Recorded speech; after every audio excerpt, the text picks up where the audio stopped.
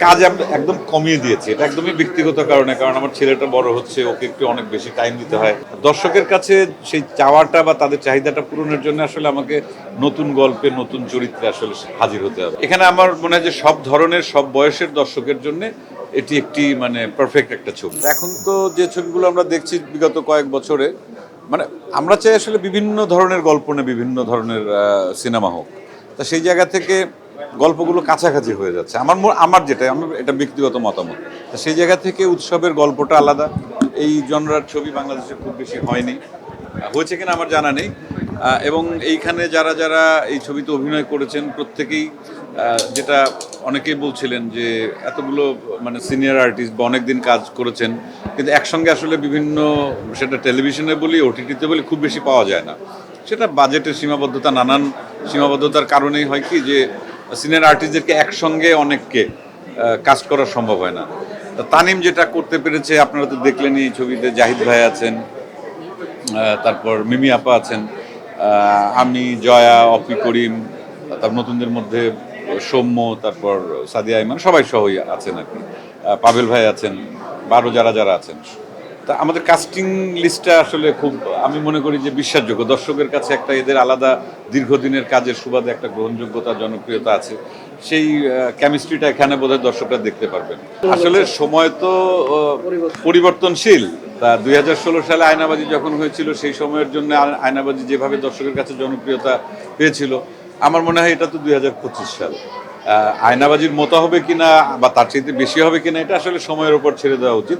তবে যার যার জায়গা থেকে তানিমের কাজ অনেক কষ্ট করে, অনেক যত্ন করে ও করবেই এই কাজটা, এবং যাদের যাদের ওর কাস্টিংয়ে নেওয়ার ইচ্ছা ছিল সবাইকেও নিতে পেরেছে। সব কিছু মিলিয়ে আমরাও আমাদের মতো করে চেষ্টা করেছি যে দর্শক ভিন্ন কিছু, ভিন্ন স্বাদের একটা সিনেমা পাক, ভালো কিছু পাক।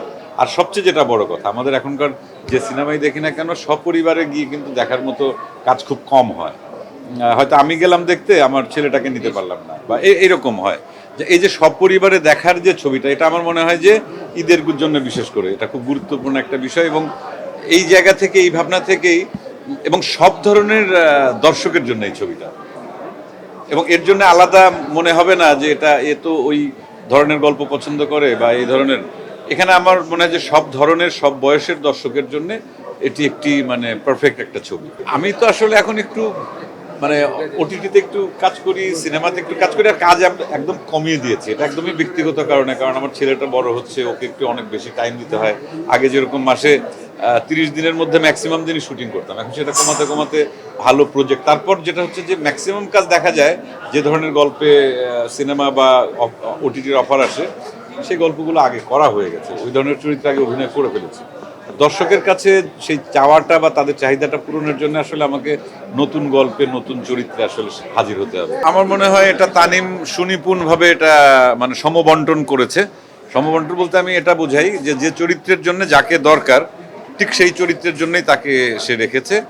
এবং আমি, জয়া বা অপি, আমরা একটু অন্য স্বাদের 3টে চরিত্র অভিনয় করেছি। এবং আপনারা দেখতে পেরেছেন বোধহয় ভূত 1, ভূত 2, ভূত 3। তা সেক্ষেত্রে ওই বিষয়টা আছে, কারোর প্রেজেন্সই দর্শকের কাছে মনে হবে না যে ইমব্যালেন্সড। খুব ব্যালেন্সড ওয়েতে ও আসলে সবাইকে কাজ করিয়েছে।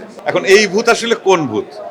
এটা কি সেই দেখতে ওই রকম ভূতের মতো সেই রকম ভূত, নাকি ভূতের রূপ ধরা, সেটা দর্শক একটু সিনেমা হলে যখন আসবেন তখন আর কি বুঝতে পারবেন। তবে প্রিপারেশন তো সব ধরনের চরিত্র করার জন্যই নিতেই হয়, এটা তার বাইরে কিছু না। যে কোনো চরিত্র করতে গেলে পরে আগে থেকে একটু প্রিপারেশন লাগে।